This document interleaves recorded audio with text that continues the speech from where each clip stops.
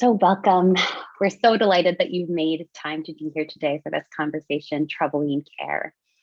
As we trouble care today, we acknowledge the original caretakers of the land that the University of Guelph resides on. The Guelph campus is located within the Between the Lakes Purchase Treaty Agreement, also known as Treaty 3. This is the treaty lands and territory of the Mississaugas of the Credit. Both the Anishinaabe and Haudenosaunee peoples have unique, long-standing and ongoing relationships with each other in this area, underscored by care for and with the land. The city of Guelph is also home to many past and present First Nations, Inuit, and Métis peoples who enrich the communities in Guelph in so many ways. In a conversation troubling care, it's important to note that for many Indigenous communities in so-called Canada, care and interdependence are and have always been central to ways of knowing, being, and doing. However, we also recognize that the language and practices of care have often been used as a tool of colonization to oppress and displace many Indigenous communities. As we at the Integrating Care and Livelihoods cluster work towards imagining more caring futures, we continue to reflect on the responsibilities we have in this context, such as honoring Indigenous ways of knowing, working to support more equitable access to community and academic spaces, and problematizing how care is understood and practiced. We also want to recognize some of what is and is not with us in this space today, which we've called the community conversation. Those of us here all have access to the technology needed to join this virtual space, something that many folks in our own and other communities don't have access to. And during these pandemic times, and a time in which there are multiple intersecting crises of care, we also call attention to the unequal distribution of care responsibilities, which impacts people's ability to be here today. So, as a way to ground us in what brings us together, I want to share a reflection on care by feminist scholar Maria Puig de la Bella Casa, who describes why care must be troubled, complicated, and reimagined. Maria states, care, caring, carer, burdened words, contested words, and yet so common in everyday life. Most of us need care, feel care, are cared for, or encounter care in one way or another. Care is omnipresent, even through the effects of its absence. To care can feel good. It can also feel awful. It can do good. It can oppress. But what is care? Is it an affect, a moral obligation, work, a burden, a joy, something we can learn or practice, something we just do? Care means all of these things and different things to different people in different situations. Digging into this complexity is what we're hoping to do today in conversation with four amazing panelists who have in some way or another engaged with the concept of troubling care and what this looks like in their artistic, activist, community, and academic practices. So following this introduction, and if you could flip to the overview slide, thank you. I'm going to invite panelists to introduce themselves and a bit about their work. I'm then going to ask a few questions to panelists about care, inviting each panelist to share. And then after this panel discussion, we'll take a quick 5-minute break before moving to a more open conversation where we can all be in dialogue together. So to begin, and since I've already done so much talking, I'm going to turn things over to panelists to share a bit about themselves and their work on care, and perhaps also their answers to our opening question, which was, what is an object, place, or activity that represents care to you? Nesra and Kevin, since I've known you both the longest, I thought maybe I could start with you. So I will turn things over to you now. Thank you. Thank you, Amy, for that amazing introduction to care and introducing folks to the topic. My name is Nasra Hussain. I go by the pronoun she, her. I identify as Somali Canadian, Muslim, Black woman. And I'm really excited to be a part of this conversation today. I currently work as the health equity lead at the Guelph Neighbourhood Support Coalition. I also am a community organizer with Black Lives Matter Guelph and do some work with the city of Guelph on their anti-racism community plan. I guess to answer the question of what object, activity, or place that represents care for me, what resonates for me is community, both like growing up Muslim and growing up as like a first generation Somali Canadian. It was important for my family and for us to connect with the Somali community, the Muslim community, to find that sense of belonging and community. And for me, that was a sense of care and what represents care for me, even to this day, and connecting with others as well outside of that realm. Thank you. Thanks, Nessa. And thank you, Amy, for, an amazing introduction. Very thorough. I'm probably going to steal some of the things you did because that was awesome. Kevin Sutton, I go by they, them. First generation Black West Indian heritage. I'm also I'm a community resilience facilitator for the Guelph Neighbourhood Support Coalition. Also a longtime activist and community organizer, as well as a poet and spoken word performer, among other things. Do all kinds of interesting artistic things. I also I facilitate, I guess, what would be more commonly known as anti-oppression workshop. Although I tend to look at them more like supportive professionalism instead of that. In terms of what an object of care looks like, I actually brought Schmarsh, and Schmarsh is my sleeping companion. And I pull Schmarsh to my chest like this, and it feels like I'm being hugged all night, which is wonderful. Because usually my kid has slipped into my bed and is kicking me and elbowing me in the face. And Schmarsh, a little bit of a barrier there. In terms of, I guess we're just are we doing a first question? Is that enough for now? Let's get an introduction. Yeah, that's wonderful. Okay. Thanks, Kevin.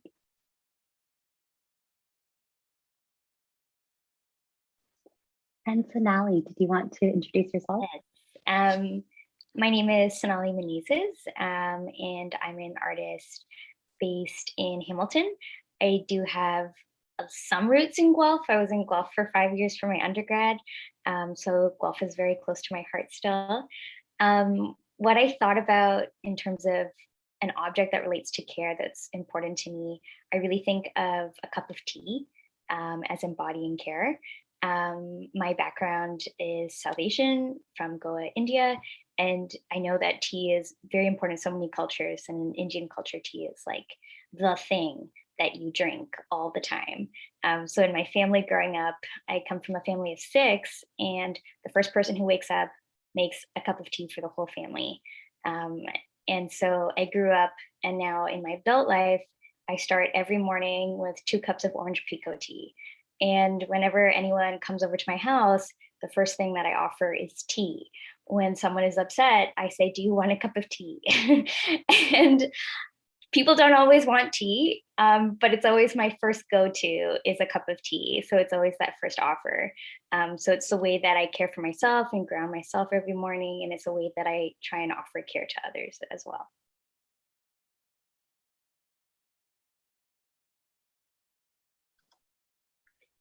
My name is Elisabeth Mielit. I go by the pronouns she, her, and I'm a postdoctoral research fellow in the Department of Geography at the University of Guelph. And I'm a feminist geographer. I'm a guest here, I guess. I'm a white German, and I grew up in Germany.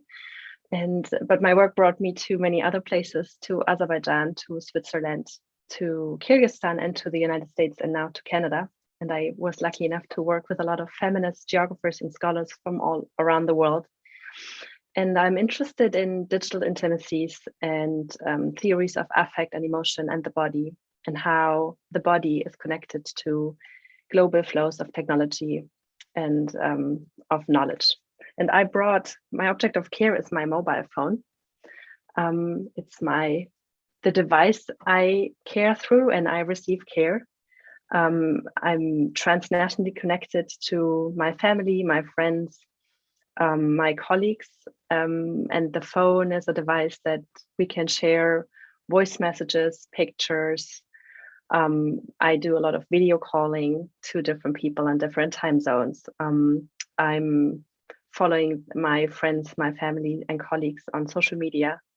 And I think it's such a mundane object, but it's so important to me and maybe to many other people as well. This is like my first caring, the most important caring device.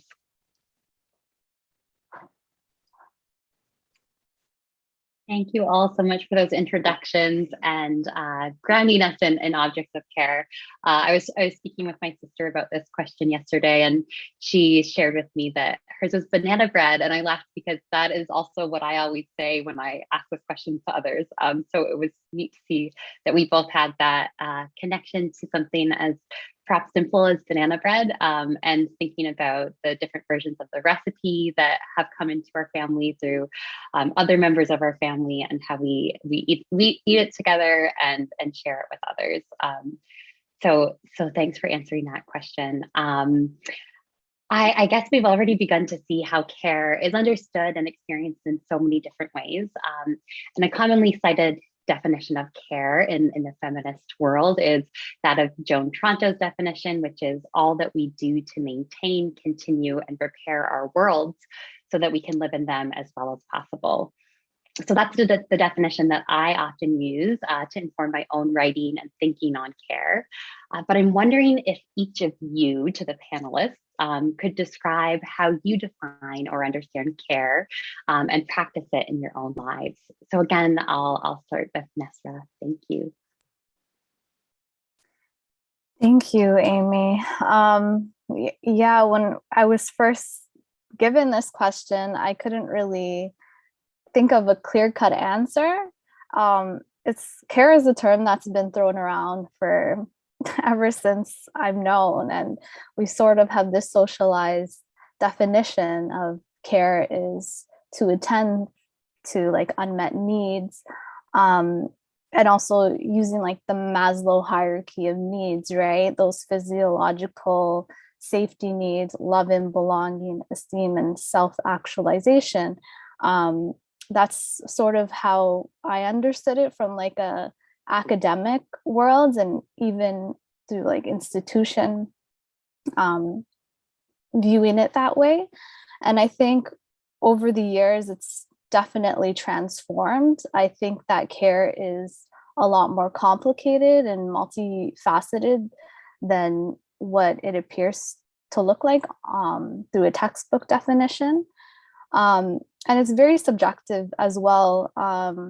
Even posing that question at the beginning of an object, activity, and a place that represents care, we all had different definitions and worldviews of what care looks like, right? And I still think it's to attend to those unmet needs, but I think it's also to meet the needs that go beyond the physical. So also the needs of the heart, the mind, the body, and the spirit, and how those intersect.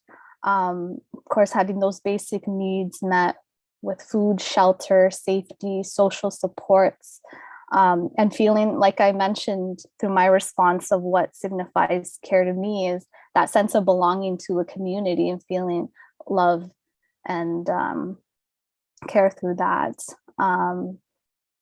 Yeah, and I guess how I practice care, it resonates with my love languages. If you're familiar with those 5 love languages, for me, the top 3 are quality time, words of affirmation, and physical touch. So when I reflect on care, I mentioned community, and a lot of that is spent with the people that I love, sharing those intimate moments with them. As well, I come from a tribe of nomads back in Somalia. They're actually camel herders. They're called Galjal, and they spent centuries outdoors, constantly moving.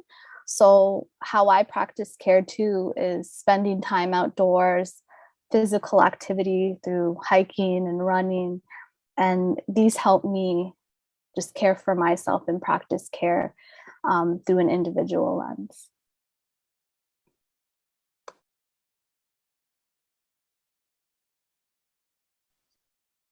Thank you so much for that response, Nasra. Kevin, can I pass things over to you?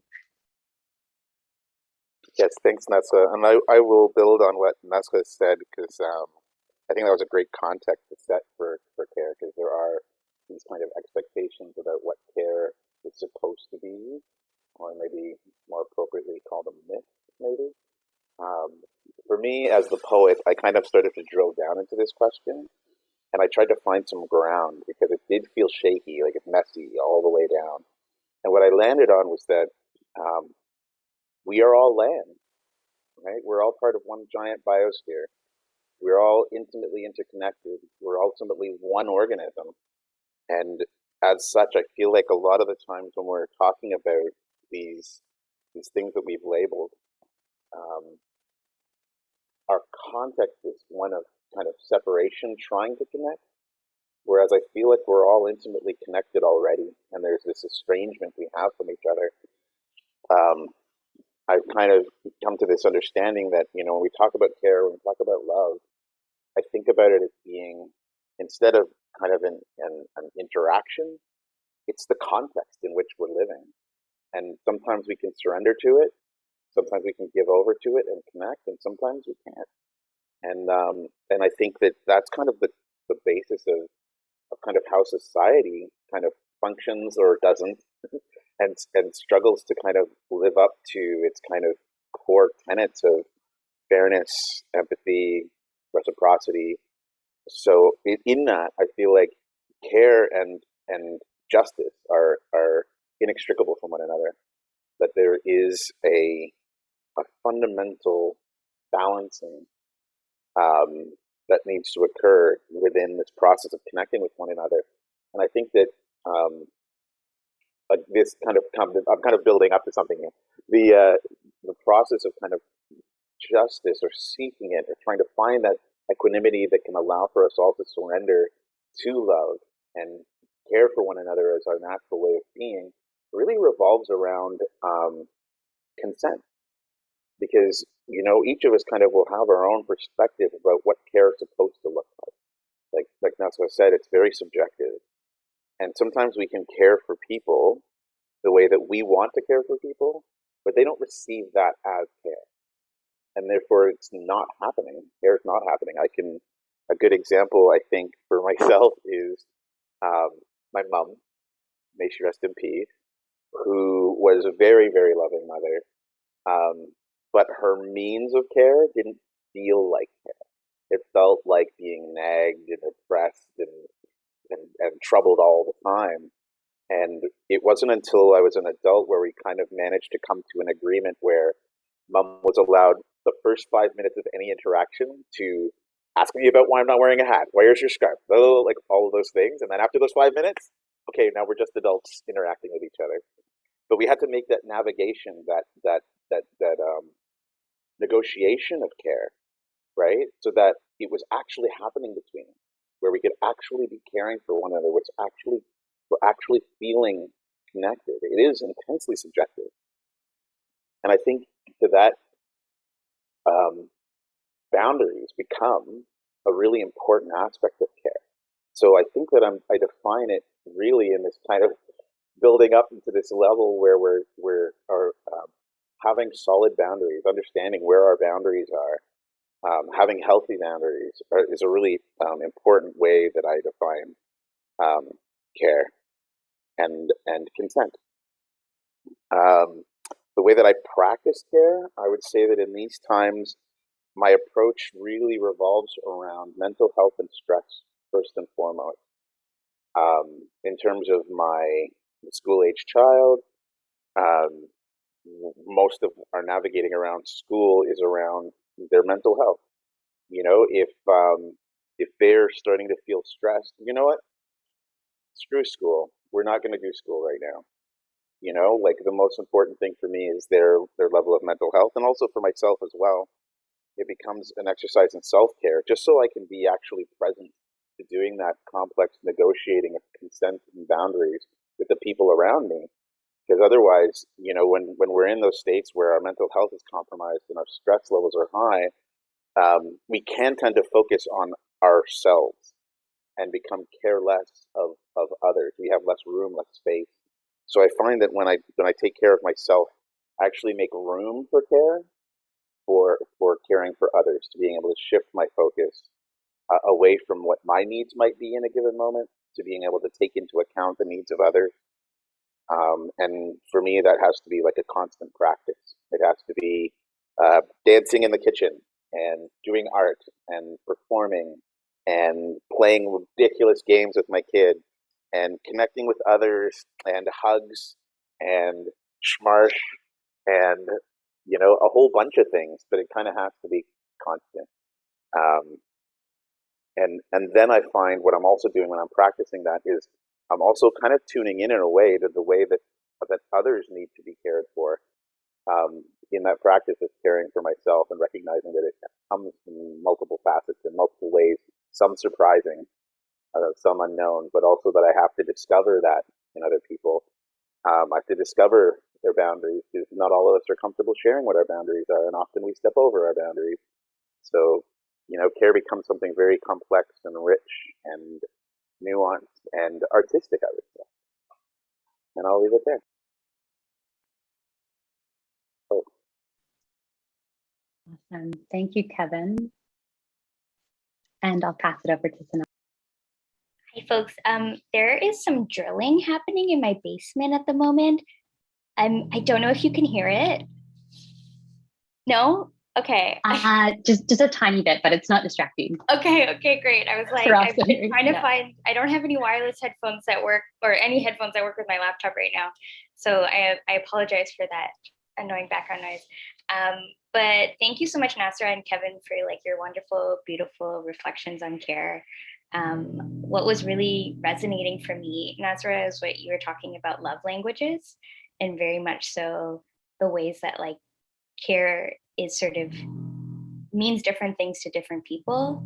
And so one of my love languages that I've realized, I've discovered through relationships with people, is that I really resonate with acts of service. And so I love acts of service, and physical touch and quality time are really important to me. But one of the things that I don't like is I don't like gifts. And so it's not my love language. So I don't need to receive gifts. And it's funny, someone might put together a lot of thought into giving me a gift, but it doesn't resonate in my brain as I'm being cared for by this person, because I receive acts of care. So one of the things that I'm trying to do in my life in terms of thinking about care and the ways that I enact care, especially as an artist, was during the pandemic. I know a lot of artists were sort of reevaluating what our relationship to our art is in this big moment of crisis in the world. You know, the crisis of the pandemic, I think the crisis of what's happening with the climate that is like undeniable now. I think it's undeniable. Some people are denying it, but I think it's undeniable. And like the crisis of capitalism and all these things like being interconnected. And it's just like, okay, why should I make art? What does art have to do with any of this? And so for me, I have a big zine practice and I make a lot of zines. And so I started working on this zine called Depression Cooking. And it is a zine of simple recipes and what I like to say, sort of a manifesto for survival for mad people living under the crushing weight of capitalism. And so it's being shared with the world completely for free. And I can share that in the chat at the end of the discussion during the Q&A. But it was sort of my way of making something in the world that was not profit driven. I 100% didn't want it to be profit driven. That was just, I call a love letter to my depressed kin. And so I think a lot of artists such as myself are really rethinking sort of like, how can we make art in the context of care? And maybe it won't work for everyone in terms of love languages. Maybe a zine is that I'm calling a love letter is not what every depressed person needs. But maybe it's what a few people need. And I'm offering it to the world in the hopes that it'll meet someone's needs. And maybe it'll resonate with some of you. So that's sort of like how I'm trying to enact care at a distance during a pandemic. You know, I sort of write into the introduction that what I really want to be able to do is all my friends and family who are struggling during the pandemic. So many folks that I know have been struggling really with food and like eating food and cooking for themselves, and for folks who have been used to like eating in community or eating out or picking up a falafel on their way home from work, and now they're working from home or they're unemployed. And I just really wanted to be able to cook for everyone, but I can't physically do that. I don't have the spoons to cook for everyone. And I also don't have the resources or a way of like bringing food to like my grandmother in North York, Scarborough. So this zine is sort of my way of doing that, of making a big, what I call a big pot of soup for everyone. By offering, my pot of soup is a spreadsheet on additions that you can add to instant ramen to make it more interesting. And I think I'll leave it at that. Wonderful, thank you. And yeah, we'll definitely share that zine in the chat later on. And I encourage everyone to read it. It's so great. So thank you, Sonali. And I'll pass it over to Elizabeth. Thank you. And thanks so much, all of you, for sharing your definitions and practices of care that resonate very well with me. I think I take a kind of academic approach to how I think about care as a feminist geographer. In my definition of care, I'm very much inspired by scholar Sarah Ahmed, who has been doing groundbreaking work on emotions and the work, what emotions do. That's kind of the core question that also guides my reasoning. And when I think about care, I'm also inspired about that, because for me, defining care is to attend, to attune, and to listen. So to attend to others and to attune to others. And with others, I mean not just people around me in the department I work, or my family, my friends, or my neighbors, or the people I meet at the cashier in the supermarket, but also the place where I live. Attend to the nature, to the ground, maybe the animals, or the weather, kind of the surroundings. And I think that's also this Maria Puig de la Casa who kind of considers these entanglements. I think also, Kevin, you mentioned that earlier, the intimate entanglement of everything we are surrounded with. And this is how I define care. And then to listen, to be in solidarity, to form collectives. And how do I practice that? I think one of the things I try to do is to contribute to feminist geography collectives, or to feminist kind of academic collectives. But because I'm working in geography, and academia is very much organized along disciplines, the people I've come in touch with or I've collaborated with were all also other people kind of working in or close to geography. So the collectives I've been collaborating with, that I've helped to co-found or to co-build, to co-nourish, were feminist geography collectives in different places. And this is something that brings me a lot of joy, but that also of course is work and labor. And I think, so what does it mean in practice for me to care is to take time and to mobilize from my privileges. I'm a relatively privileged academic, so I have access to resources other colleagues and friends don't have. I have access to specific knowledge, or I have experiences that I can share with others. And to take the time to do that is how I try to stay true to my own commitment to be a caring academic, to empower others in a way that to strengthen to maybe remind them about their own power that lies within them, to move away from this comparing in academia and being in a competition with each other, towards collaborating, being stronger together, maybe transforming the institution from within by not complying to the expectations of being in competition with each other. And this takes a lot of time and listening and sharing and being together, enabling meeting. And I think this is how I try to practice care. But yeah, not just kind of sharing the burden and the pain, but also sharing the joy, like to make this a joyful place, a place that people want to be, that is welcoming to people who have been underrepresented, who have not felt welcome in academic and university spaces.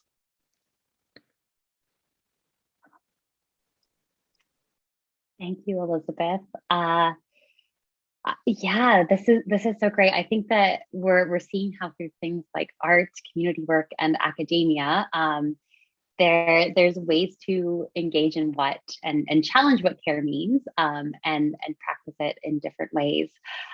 So since today we're specifically interested in this idea of troubling care, I wanted to invite each of you to expand on what that idea means to you. I think we've begun to talk a little bit about that, but just really digging into what does it mean to trouble care? I know, like, alternatively, people have used the word to reimagine care, which might mean something slightly different, or to complicate care, as in Arts Everywhere's Complicating Care series.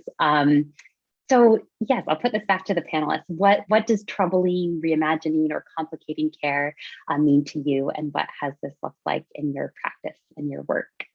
So again, I'll pass things over to Nesra, and thank you for always agreeing to go first. Of course. I love what you said, Elizabeth, about attending and attuning to others and going beyond to just people, but to nature and ground. I totally resonate with that. And I think even you, Kevin, had mentioned like connecting with the land. So that's, yeah, I appreciate that insight. The term troubling care,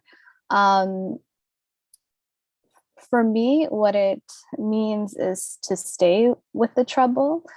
As Kevin alluded to, care is quite nuanced. It's complicated. Care isn't easy. It's messy, it's exhausting, but it's also beautiful, and it's necessary for our survival, and our needs depend on it. Relating it to sort of like the public health sphere, since that's like my background in my education and training, we commonly hear the term health care. And this is often to define systems that administer health services. And I've recently been reflecting on this term a little bit more, because I think we've really created a healthcare system that often views patients as numbers to go in and out of the door, lacking empathy, compassion, and care. Like, I reflect my parents who immigrated here from Somalia. They're currently middle-aged, and they've experienced cultural and language barriers from the healthcare system for years and years. And they're starting to develop chronic disease. And my mom often shares with me her experiences going to see our family doctor and being placed on a waiting list, like a triage list. And because when she does talk to the receptionist at the healthcare clinic, the receptionist doesn't really take a care-centered, person-centered approach. And I know it's difficult, especially in this this period of COVID-19, but historically, African, Caribbean, and Black communities, they're often not taken seriously for their symptoms and for their experiences of pain when they're treated. So oftentimes my mom, like when she finally gets that appointment and she goes to see the doctor, it's usually a procedural process of talking about her symptoms and the doctor providing a referral for a prescription medication for her ailments and her symptoms, and she's out of the door within the span of 10 minutes. And I don't think this is care. there's a researcher, a social determinants of health researcher out of the University of Toronto. Her name's Dr. Kate Mulligan, and she recently released a report. It's called Strengthening Community Connections. The Future of Public Health is at the neighborhood scale. And in this report, she highlights a method called social prescribing, which is not a new concept. It's been around for decades, but it's not necessarily integrated in a lot of healthcare systems. And this is a person-centered, compassionate, integrative healthcare practice where practitioners and doctors, they provide patients with referrals that link health and social services to address needs rooted in the social determinants of health, which I often reflect on because that's the type of approach I usually take with the work that I do. And this includes linking individuals to, of course, health services, but also social supports and community supports that exist. And this is a means of empowering individuals and communities to build capacity in their self-determination. So for me, I think this is what care looks like. And knowing that once you leave the doctor's office, you're still going to be cared for in the community and you're still going to have autonomy over that. I know there are certain, like in a local context, I know like the Guelph Community Health Center has this health navigator program. The GNSC does half of this work with neighborhood support workers working as system navigators to support and connect community members to various community resources and supports. But we are not all the way there yet. And I think it requires a greater uptake by a dedicated community of practice and definitely intersectoral action. It involves the participation of all sectors and all involvement. And yeah, just to reflect that the old ways of care haven't been working. It's surrounded and it revolves around productivity and capitalism and all the isms. And we need to take it up a step further. And this might be trouble. This is troubling care because we are escaping the status quo and those biomedical model of healthcare that has been created. So, yeah. Thank you. Yeah, I love what you said at the end there, the idea of escaping the status quo and troubling how we've done care in the past and imagining things differently. So Kevin, I'll pass it over to you. I will just say ditto to everything Nuscha said to start with, because that really, it lands for me. I think a huge part in the troubling of care really does revolve for me around justice. And justice, I will kind of go back to that idea of like our basic kind of societal agreement of fairness, empathy, and reciprocity in the process of connecting with one another and ensuring that each of us is being cared for the way that we experience care. But the way that I want to trouble care currently, and just kind of in this conversation, because this isn't something I have a complete answer to, but I'm going to first reference in this in a wonderful paper by a researcher named Amy Kipp. There is a she talks about this idea of caring for, caring about, and then caring with. And caring with is a place where I'd like to talk about, because it's this idea of that for me speaks to justice, right? Being able to just be care in solidarity with the person that you want to care for. Now, here's the next level of trouble that I want to get into with this. And what I will do is I will warn or give the content warning that I'm going to talk a little bit about the convoy right now. And this is one of the things that I've come up against in doing anti-oppression type work, is how do you care for people who don't care? How do you care for folks where with whom reciprocity is difficult or maybe impossible? Right? In my work with anti-oppression, oftentimes I'll be called to work for an organization where there may be some folks in the organization or the people in my group who will be interested in learning what I have to say, but there will always be a portion who have no interest. They're being forced to be there. They have to do it because of their job, and the energy from them is palpable that they don't want to be there. And now, how for me as the facilitator and also somebody who has a racialized identity and an LGBTQ identity, I'm putting myself in harm's way in order to do that work. So in order to care for others, I'm in a space where I have to put my own care at risk. And I guess in my troubling, and to bring it to the convoy,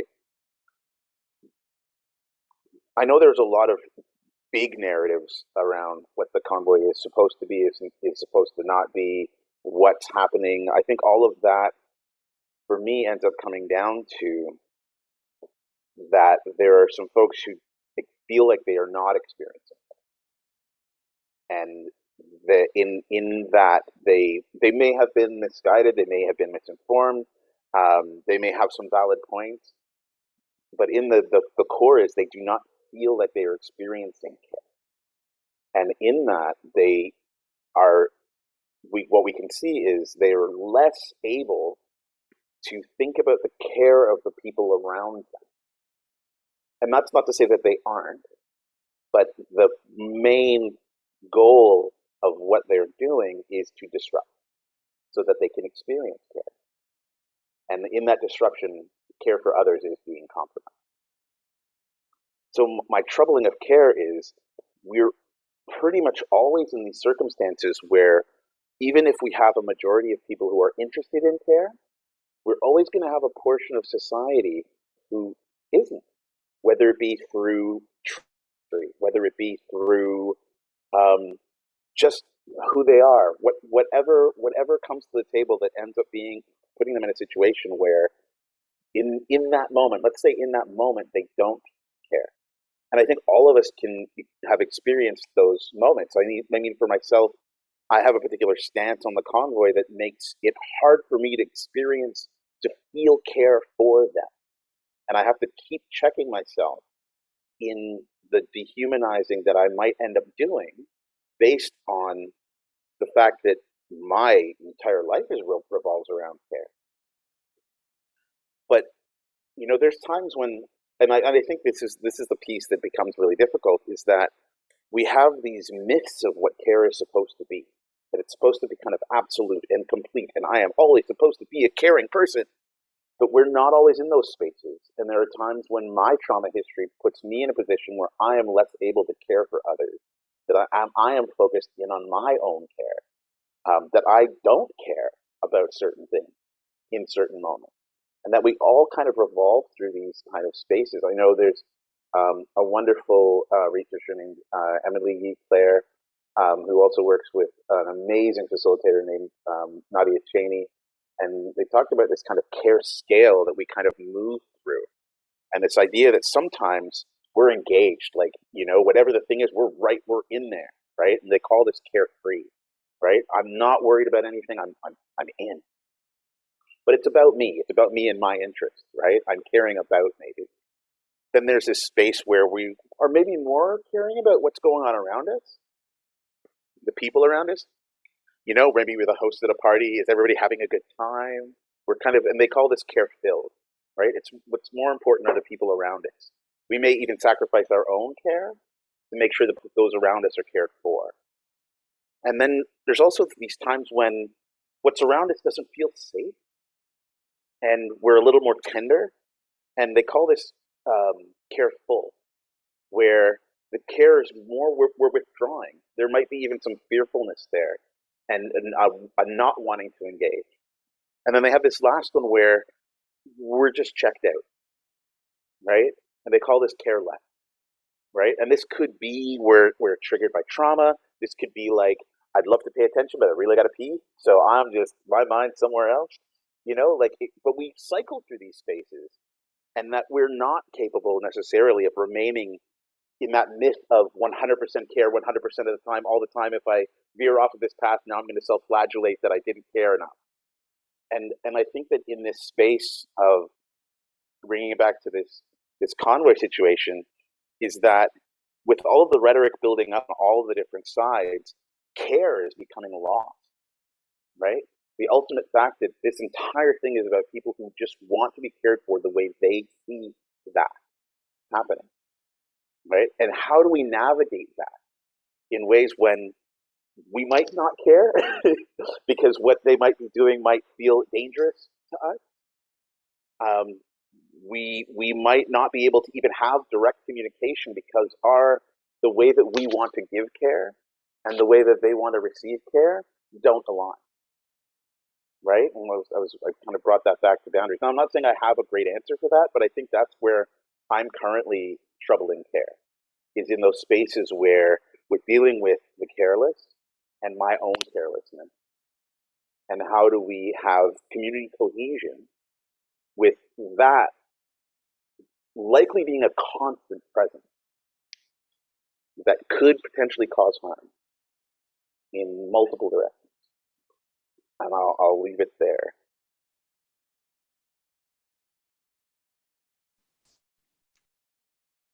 I'll jump in. Yes. It's always so funny navigating when to talk on Zoom and when is polite and when is not. But thank you, Nazra and Kevin, for those beautiful reflections. One thing that I've been thinking about a lot in troubling care is really challenging sort of like the liberal sort of capitalist self-care model that I see very visible in sort of like girl boss sort of culture. And sort of this idea that I think really like stems from liberalism, where we think about like the individual as like the most important unit in society, and the most important thing for each of us to do first and foremost is to care for ourselves. But like in this sort of like liberal self-care model, that is often at the expense of other people, and doesn't have a class analysis. So like a good example that I can think of, that just from my own personal experience that I've been doing a lot of reflections on, is I recently moved. So I moved in the last 6 months. I've lived in 3 different places. So I actually wrote the zine that I try to talk about in 3 different homes during the pandemic. But so I was living in the north end of Hamilton, and then I moved in with some closer friends into Corktown this past fall in September. And then I was evicted. My roommates and I were evicted. And so we just moved this past weekend into the place that I'm in now, and we're still settling in. And one of the things that I struggled with a fair bit throughout this process is that the person who evicted us is a racialized woman. She's in our landlady. She's in the so-called progressive community, and needed to evict us so that she could use our home for personal use. And like the narratives sort of like coming out of the community about this eviction was very much so like, well, she's looking out for herself, and that's like the most important thing to do, and like, can't you see that that's important, and that she needs the house? And she didn't really have like any sort of analysis that like my roommates and I like live in rented homes, not necessarily out of choice, but out of necessity. Like we choose to live in community with each other. We actually don't have a choice to own a home. Like none of us can own homes. We can't afford to own homes. And so we're sort of at the whim of landlords. And we had a little bit of an verbal altercation with her in our home. And she was raising her voice and telling us like, I'm looking out for myself, and I'm looking out for myself. And she's using hashtags on social media with her name, #rising, that is sort of like her self-caring. And like this eviction is part of that self-caring model.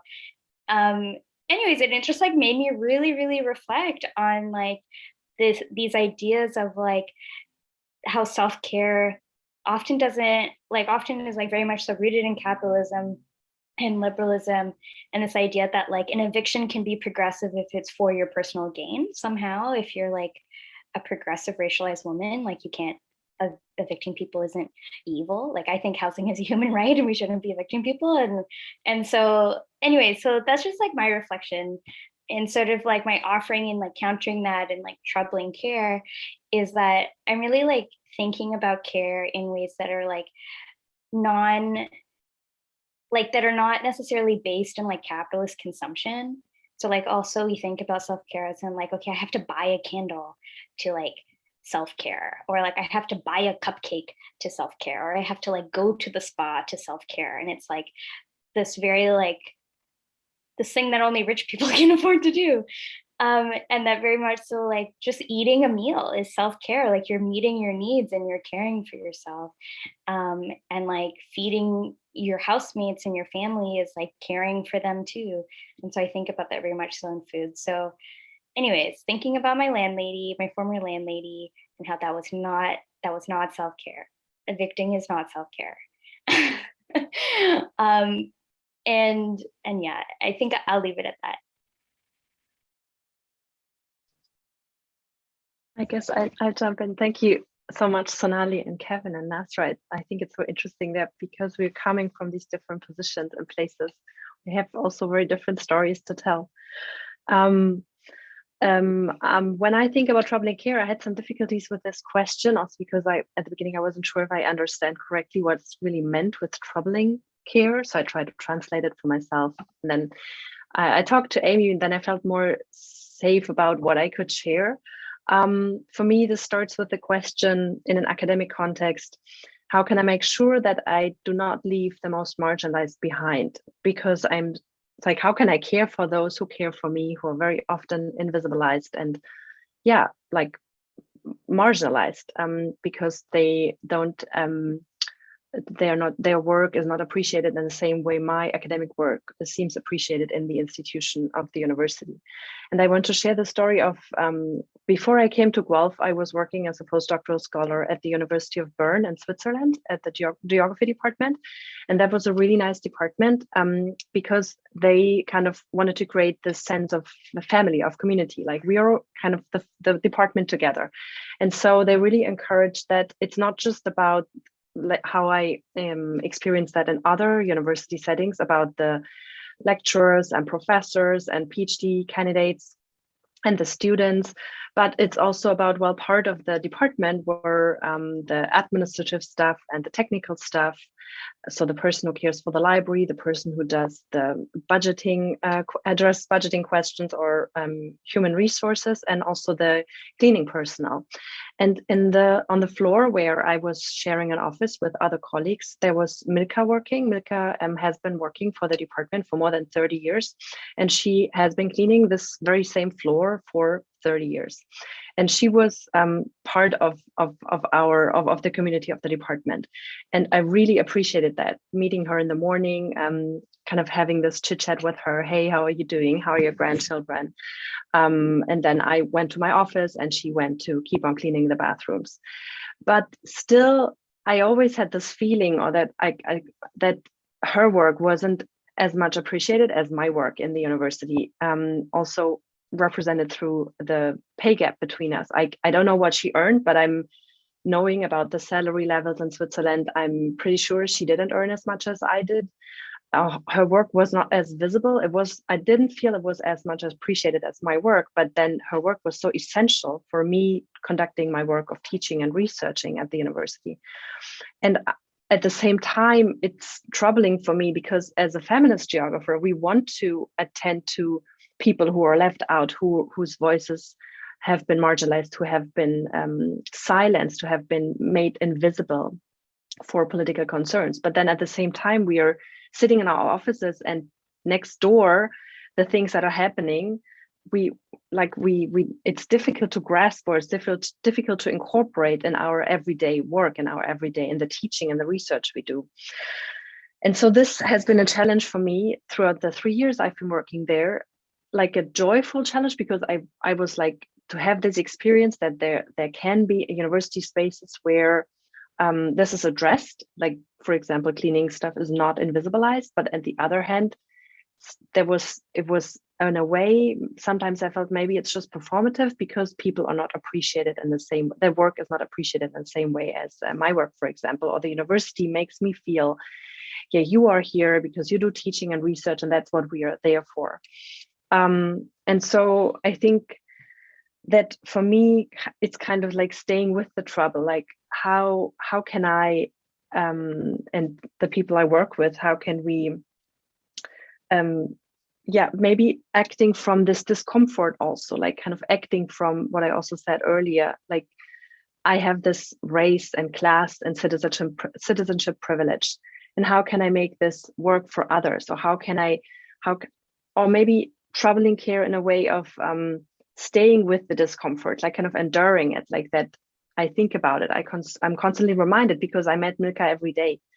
And so, yeah, I think this is it's more like a task maybe for me, because of my privileges in this academic setting, to lead, to guide, to act out of this discomfort, and to not silence it, to not push it away, to not try to override it with joy and with laughter and with love, but kind of to dig deeper, to sit with it, to think about, okay, so what does it reveal? What does it show?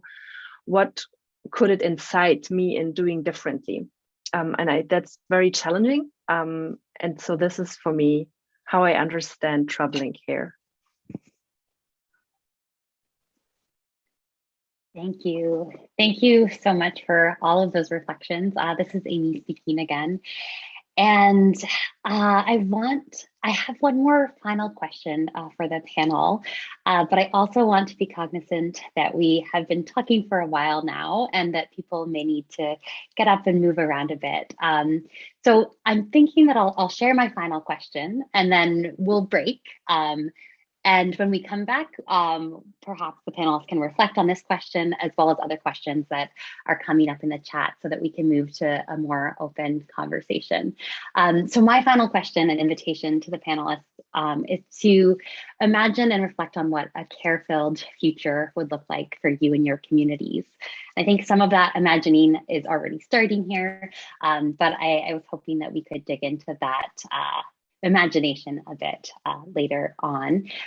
So I'll leave that with panelists to think on during the break. And I thought we could take a 5-minute break now so that we can move around if we'd like, fill our cups, and come back together at let's say 1:10. And as we're taking our break, feel free to start to ask any questions or make any comments that you might have in the chat. And I'll do my best to address those when we return. So with that, let's take a little pause and be back here at 1:10. Thank you.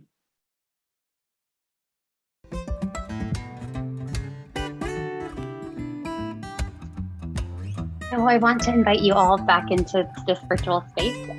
Feel free to turn on your cameras if you'd like, or listen in any way that's comfortable.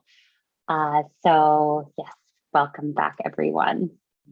And I just wanted to say again, verbally, for those of you interested in asking questions, you can place those in the chat, and I'll do my best to read them out. And if you can indicate if your question is for a specific panelist or the panel more broadly, that would be great. Or if you'd like to ask questions, feel free to use the raise hand function, which you can find under the reaction button at the bottom of the screen. Or you can also just jump in if I don't see your hand. So I think I don't see any questions in the chat. So maybe I'll turn things back over to panelists. I left things on a bit of a cliffhanger with my final question, which was imagining more caring futures. So I'll invite the panelists to reflect on that question now, and feel free to jump in any order that works for you.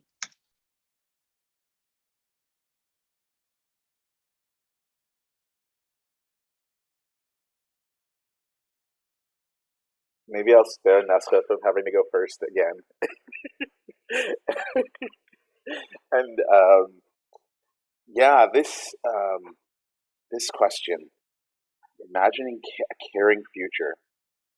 I found this image to be elusive, and the reason why I think it's elusive is that I know that it's not something that I myself can define alone, just by the very nature of it, and by the very nature of how subjective care is. But I also feel like it's important that I do have a vision, that I can contribute to a collective idea of what this could look like. I feel like it's this idea that I have has been informed by so many wonderful academics, non-academics, artists, non-artists, non-humans, so vast, and I feel like there's a skill, a skill set that could become culture, that could lead towards a future where kind of a just caring could exist as the norm. And it is, I feel like, a skill set that revolves around community cohesion. And I think it is a process of skillfully navigating consent with each other. I think that really what we're experiencing is a crisis of consent.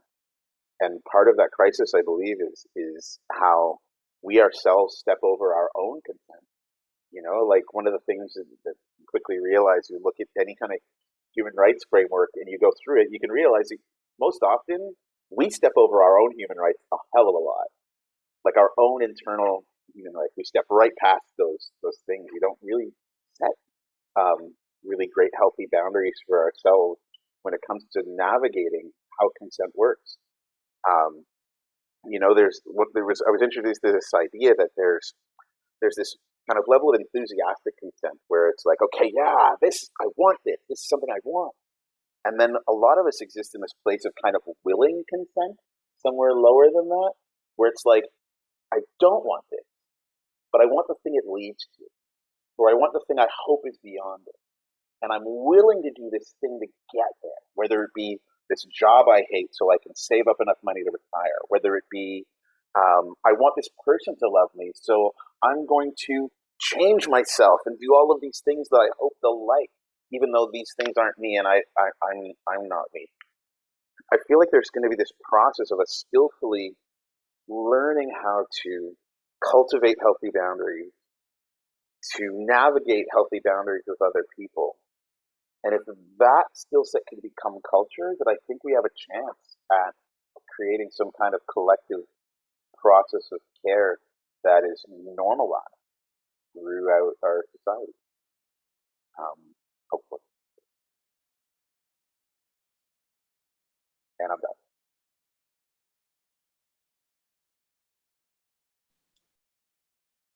Thank you, Kevin. Did anyone else want to jump in from the panel here? Sure, I could jump in if that's okay. So for me, also thank you so much, Kevin, for those reflections. For me, when I think about what a care-filled future would look like, and I'll reveal my politics a little bit here, and say that it would be a future without capitalism. Like I don't see any possibility of us being able to care for the planet under capitalism, care for each other under capitalism. Like I would really see like us abolishing carceral systems like long-term care, which has actually killed so many people during the pandemic, and is unjust. I would see us like abolishing the police. I would see us abolishing a lot of these systems that prevent us from caring for each other. Like really, like when I think about the fact that I am working a full-time job in administration to pay my bills so that I can live in a house that I can barely afford, just so that I can meet my basic needs, I'm not actually caring for anyone else in that process, because capitalism makes it so difficult for us to care for each other because we're so focused on meeting our own basic needs and caring for ourselves, and we're just meeting that bare minimum.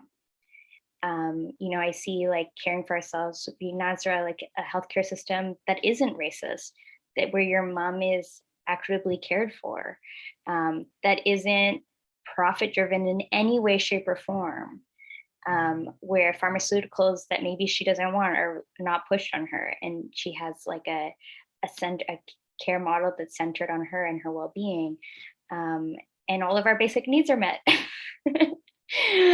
So I really see like our future being like the possibility of us having a care-filled future under socialism, and I don't see it there being any other possibility outside of that. I'll leave it at that.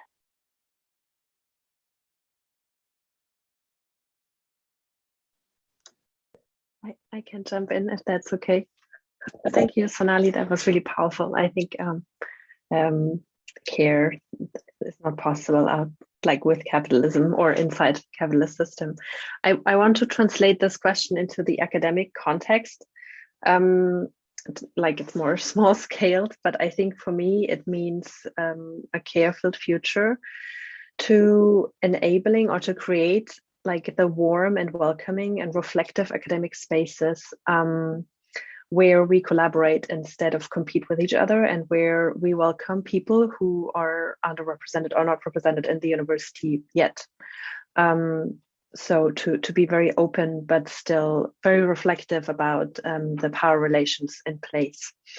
And then I think another aspect that's very important for a care-filled academic future would be to include, or not include, but to imagine and practice academia beyond the walls of the university, to think about, okay, what is really, how can I care for the communities that enable my research?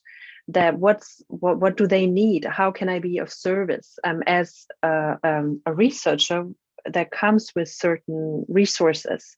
How can I share this? How can I conduct meaningful research?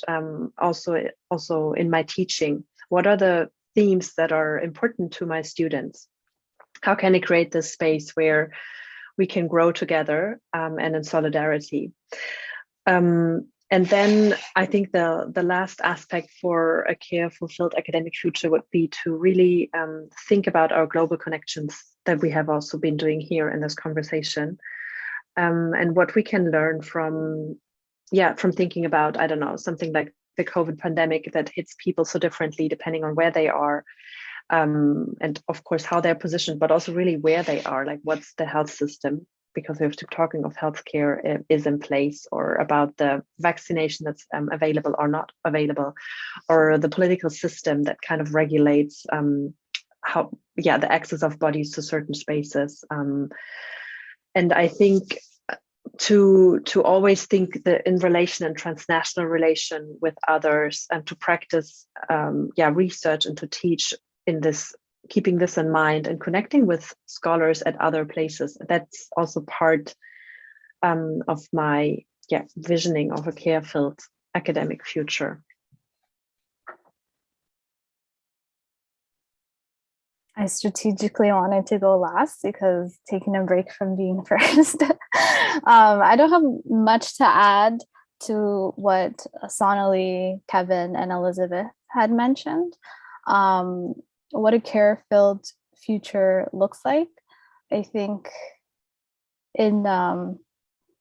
it's what I'm about to say might sound simple, or it might sound simple, but I think it's more complicated than it is, because we're also navigating through systems of oppression and capitalism.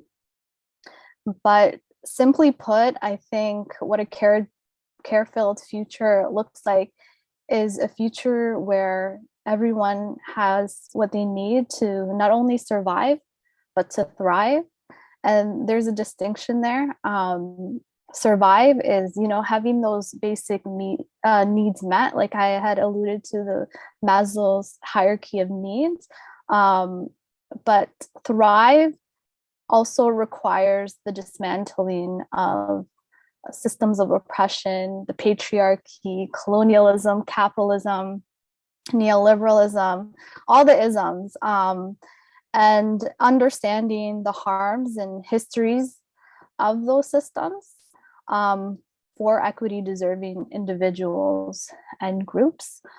As Kevin had mentioned, I think a care-filled future is meeting people where they're at. So it includes elements of consent and respecting boundaries and what people are comfortable with.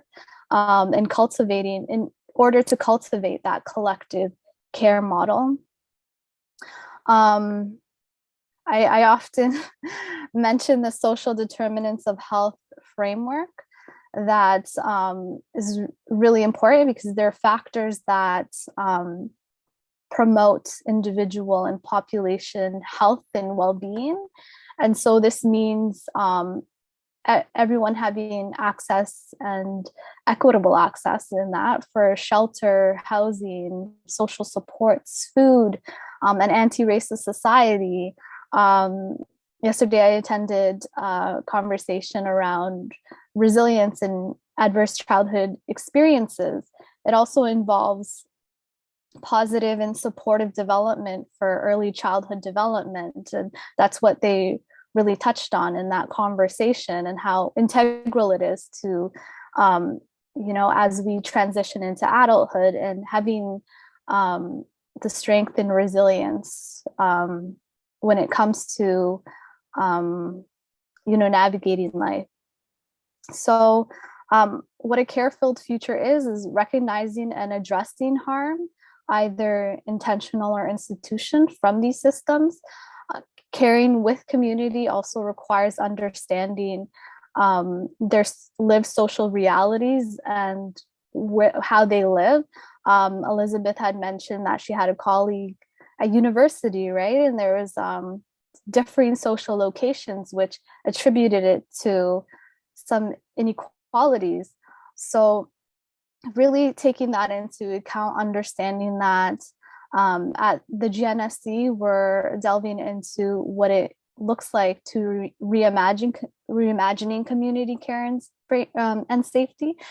And what our goal with this is to create equitable access to safety, health, and well-being programs, services, resources, but also celebrations. One of our core values at the GNSC is fun.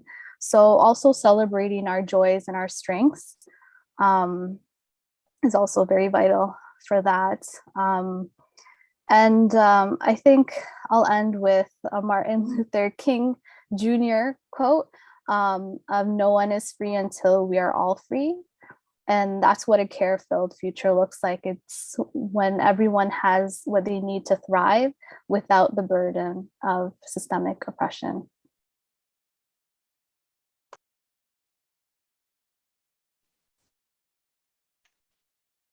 Thank you. Yes, I'm seeing lots of hands clapping here.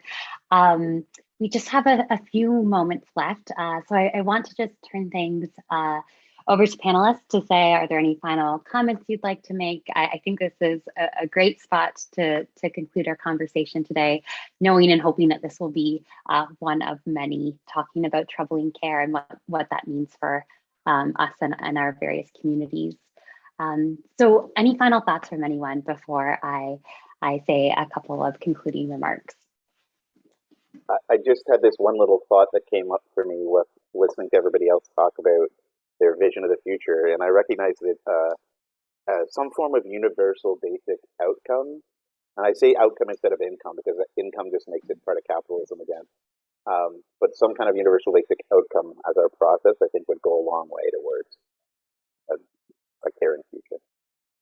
Mm-hmm.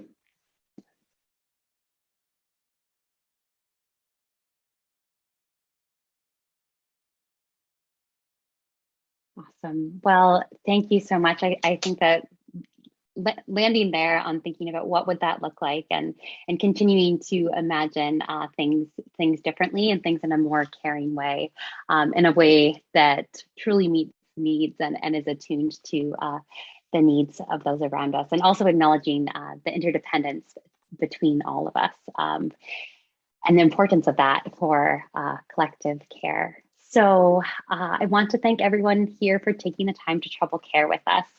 I've so appreciated the discussion today, exploring care across these distinct and interconnected communities in a time when care is being challenged and reimagined. So Nasra and Kevin, I want to specifically thank you for the work that you're doing with GNSC, leading and reimagining community care. And it's such an important example of this idea of care with that we were speaking of. Sonali, your contributions to Arts Everywhere's Complicating Care series is such a meaningful example of the role creative practices have in highlighting and challenging the intricacies and intimacies of enacting care. And Elizabeth, thank you for modeling what a more caring academic practice can look like in geography and academia more broadly, and specifically with our research team. So as I mentioned, we're hoping that this conversation was one of many towards reimagining more caring futures together. So please look for a follow-up email from us, which will include resources shared and ways to connect, as well as where you can find a recording of this conversation and a space to share your reflections from today. So with that, and because I love quotes and I've been reading so much about care recently, I wanted to end with a final quote that I think aptly reflects what we did here today. Just need some water first. So the quote is, care can be hard work. It can be messy, dirty, exhausting, burdensome, and boring. At the same time, caring can be joyful, bountiful, and beautiful. Due to our collective dependence upon care for our survival, it is not possible to give up on care. Rather, we need to stay with the trouble of care in order to rework our collective understanding of care responsibilities. So it's my hope that this conversation begins to do this today, pushing into that trouble and messiness that so many of the panelists spoke about and that came up time and time again. Thank you for joining us in this conversation, and we hope that you all are able to take care this weekend. So thank you for being with us today.